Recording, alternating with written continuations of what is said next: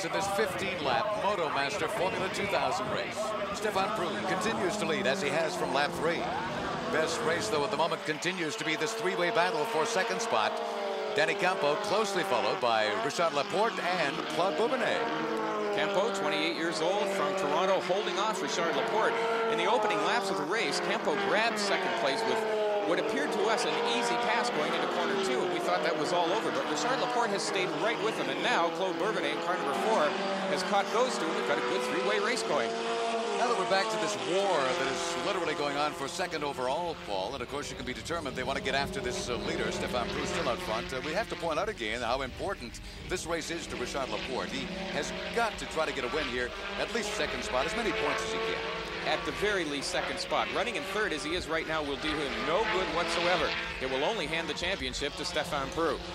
Claude Bourbonais has not had the best of luck running this series this season. So far, he is keeping the car on track. No one aiming for him. He got a little twisty coming out of that corner, Paul, but he holds on. He's trying very hard. He's also trying to learn this brand new car. He hasn't had much track time here at Shannonville with the car, so he's got his hands full at the moment. There's Campo. Laporte is closed right up on Campo in turn 11 now. And, oh, there goes Bourbonais right off the road. Bang! He's clobbered one of the braking signs on the edge of the track. You know, this may be it. No, it's not going to be it. He does fire it back on. 1 is by, 2 is by. So Malcolm and Foster both blow by him on that error. Now, Claude Bourbonais has damaged his left front wing. It's going to upset the aerodynamics, make this car a real handful to drive. You know, these Formula 2000 cars are the fastest racing machines competing in this country. In fact, before the race, Paul Cheater recorded this close-up look.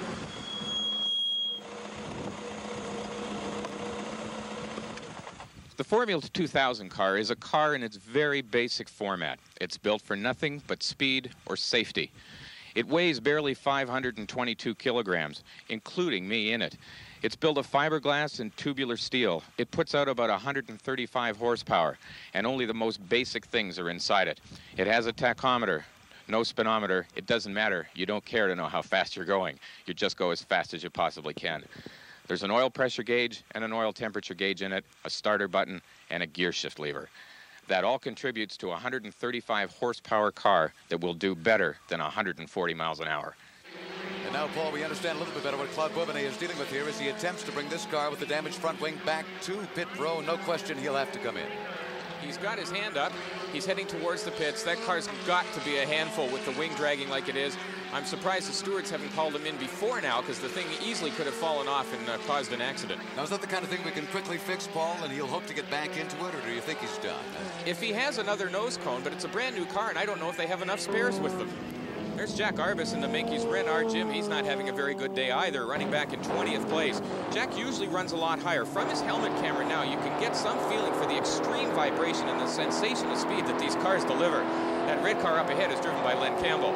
Last year, Arbus went through the Spinard David School program here at Shannonville. This is Jack's first year on the pro circuit in an 86 Reynard prepared by Danny Burritt. They are already planning to return with a new car and making sponsorship in 1988. Now let's get back with the leader after 8 laps here at Shannonville. Here's Stefan Prun, and no one very close to him at this point, Paul. He's running away a bit. The closest one to him is Danny Campo, his teammate in car number 29, and he's the whole length of the front straight away from him. Stefan Prun, car number 65, the Rothmans Reynard, he's running away with it. You know, it's not really surprising that Stefan Prun is running away with this race, Paul. As an instructor here at the Spinard David School, he spends most of his time here. He knows every inch of this place. Spent a lot of time on this track. You must be confident about a victory here. Yes, that's probably the track that I feel the most confident because I teach at this track. I spend my whole entire weeks here all the time. And for me, it's much easier than others because, first of all, it's a very difficult track. There's 14 corners, and it's a track that you never stop. You always have to work in corners. There's only the backstretch on the Fabi that you really relax a bit. Oh, what a disappointment here, Paul. This is our early leader, number 5, Richard Laporte. He is out of this race. He's looking now at the rear of the car, so obviously some kind of mechanical failure. He's done. It's a shame. Richard Laporte was the one man who could postpone, if not stop, Stefan Prun from winning the MotoMaster Championship. His retirement now hands the 87 title to Prun no matter what he does in the remaining 3 races. Our race leader looks fine, comes down through the corner, and everything pretty well in hand. Out of if that's paper or what. It looked like he almost hit something there, Paul, but He definitely hit something, but I don't think it was a piece of paper or the way it was bouncing across the infield. We'll have to wait to see if that does any damage to the car. It certainly doesn't seem to be slowing him now, though. No, he's motoring on here, so it couldn't be anything that much of a problem. In fact, again, still quite a distance between he and our second place man, Danny Campo. Laporte out of it. Still hard to believe that he would have those problems today. Beautiful run earlier, Paul. Well, the Spinard David Racing Team, based here at the Shannonville circuit, are certainly doing well today. They're running first and second, and no challenge, really, for third spot.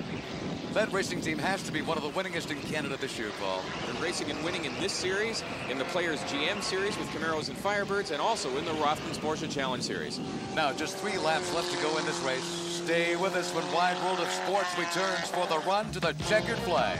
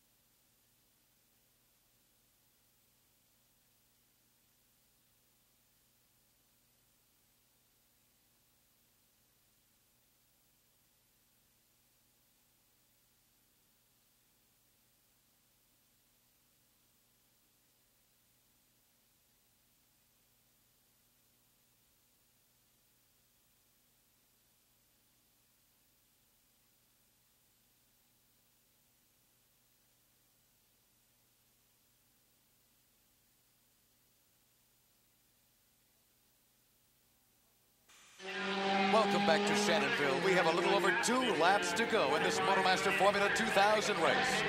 Now, Paul, is this my imagination or is Stefan Prue, our race leader, slowing down? No, he is definitely slowing down, but he may just be driving conservatively. No, wait a minute. He's signaling to his crew. He's pointing to the left rear of the car as they go down the front straight. He's got a problem with the car, and you can see how much Danny Campo is closed up on him now as they head towards corner 2. Well, now here's a replay from lap 12. Coming out of turn 4, Prue hit some debris. That may have cut his tire. Could have caused a slow leak there. These cars are all running on identical Yokohama racing tires. It's very rare that we ever see tire problems, but there's no other explanation for Stefan Prue suddenly slowing down like this, Paul. He definitely has a problem now as they head towards turn 11. You can see how Campo has closed right up on him. There's Prue now through the S's, heading towards turn 14, and Campo is flying. He can taste this one now. He knows he's closing the gap. It's only a matter of time if Prue continues to run this slowly. I'll tell you though, for Danny Campo, time is running out. They're into the last lap now, Paul. There's the signal. There's Prue checking his mirrors down the front straightaway. He knows Campo's lining him up.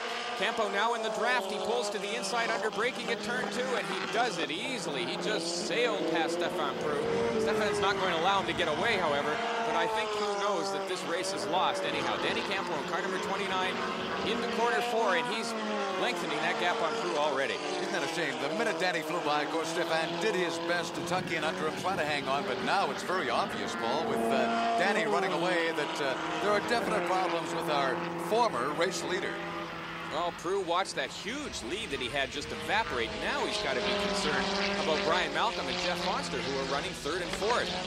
And although he has a giant lead in the championship, championship. The statistics really don't tell the whole story. He had to fight hard to get where he is, and he had a lot of help from Paul Tracy, who you may remember at the beginning of the season was touted as a hot prospect to win the MotoMaster Series. He crashed in Montreal and then got disqualified. He crashed in Toronto, then he crashed again at Mont-Tremblant. So Stefan Preux has won this championship, although he hasn't always been the fastest driver on the track or during qualifying. We know with our race leader, Danny Campo, that Stefan Preux, in fact, has dropped off the pace. Brian Malcolm is coming up on him. There's still maybe some drama before this checkered flag, Paul. Here comes Danny Campo through the last two corners in car number 29. He is perched on the edge of a victory, the first ever for his professional career.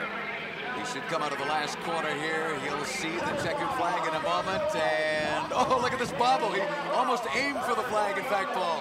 Like a victory roll for a fighter pilot. He's into turn one. He's one happy man. There's Stefan Preux barely in second place. He checks his mirrors and sees just how close Brian Malcolm really was in third spot. And on the MotoMaster leaderboard, our final results, Jeff Foster in fourth, Gord Cullen grabs fifth. So Danny Campo, the 28-year-old real estate developer out of Toronto, wins his first ever professional race. Stefan Preux locks up the championship, and Richard Spinard's record for most wins in a season is safe until the next race. A 1-2 finish for the Spinard-David racing team. Campo may have had some good luck here today, but you know, it makes up for the rotten luck he had at Mosport in August.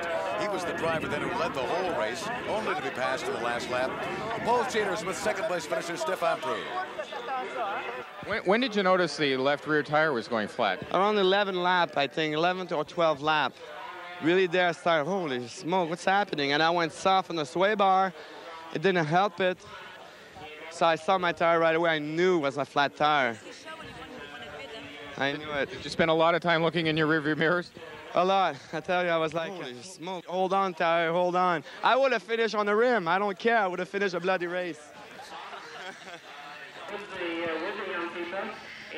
Congratulations. You must have been surprised when you saw you were sneaking up on Stefan Preux. Yeah, at one point, I started slowing down. I wasn't sure what the problem was, but I didn't let off because as I was in second place and I saw Richard go off the track, I then decided that I should concentrate and try to move up on him in any event rather than worrying about the mirror all the time. So that helped, but his car, something obviously went wrong with his car, obviously. How did you feel the last few laps when you knew you were winning? Feels really good. You know, the team mechanic, Brian, crew chief, Kevin, worked very hard. I worked hard, a lot of practice, and I said, I can't finish the season without a win. I said, I know I can do it, regardless of the circumstances, as we saw in Mosport. It feels good. I'm very happy, and it won't be the last. Congratulations, Thank you. No, that won't be the last victory for Daniel Campo. In the championship, the competition is now for the runner-up position behind Stefan Preux. With races remaining at Mosport and Mont-Tremblant, Danny Campo will be going all out to catch Richard Laporte and give his Spinard-David team a 1-2 finish in the MotoMaster Pro Formula 2000 Championship. Jim, we had an exciting 7th round of the MotoMaster Formula 2000 Series.